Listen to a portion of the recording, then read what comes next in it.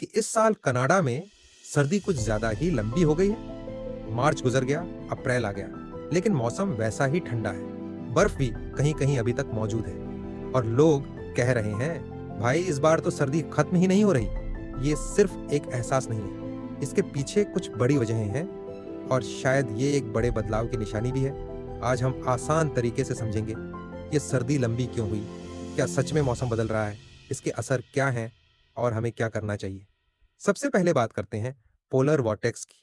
ये बहुत ठंडी हवाओं का एक सिस्टम होता है जो नॉर्थ पोल के पास रहता है। आम हालात में ये वहीं रहता है, लेकिन जब ये कमजोर हो जाए तो ठंडी हवा नीचे आ जाती है, कनाडा और अमेरिका की तरफ। इस साल यही हुआ, बार बार आर्कटिक की ठंडी हवा नीचे आती रही और सर्दी वापस आती रही। यानी जैसे ही लगा कि मौसम बेहतर हो रहा है, अचानक फिर से ठंड शुरू हो गई। अब दूसरी अहम चीज है जेट स्ट्रीम। ये तेज हवा का एक सिस्टम है जो मौसम को कंट्रोल करता है। अगर ये सीधा चले तो मौसम ठीक रहता है, लेकिन अगर ये लहरों में चलने लगे तो समस्या शुरू हो जाती है। इस साल जेट स्ट्रीम बार बार नीचे झुका और ठंडी हवा को कनाडा की तरफ धकेलता रहा। इसी वजह से सर्दी लंबी होती चली गई। अब सबसे बड़ी वजह क्लाइमेट चेंज। हम अक्सर सोचते हैं कि ग्लोबल वार्मिंग का मतलब सिर्फ गर्मी है, लेकिन असल में ऐसा नहीं है। ग्लोबल वार्मिंग का मतलब है एक्सट्रीम मौसम, कभी बहुत ज्यादा गर्मी और कभी असामान्य सर्दी। कनाडा ज्यादा प्रभावित इसलिए हो रहा है क्योंकि आर्कटिक इलाका बहुत तेजी से गर्म हो रहा है।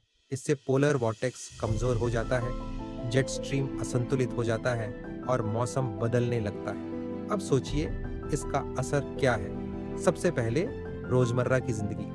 हीटिंग के बिल बढ़ रहे हैं, सफर मुश्किल हो रहा है, लोगों का रूटीन प्रभावित हो रहा है।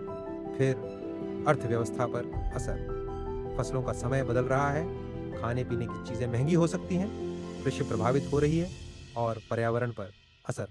ग्लेशियर पिघल रहे हैं, जंगलों में आग बढ़ रही है, जानवरों की जगह कम हो रही है।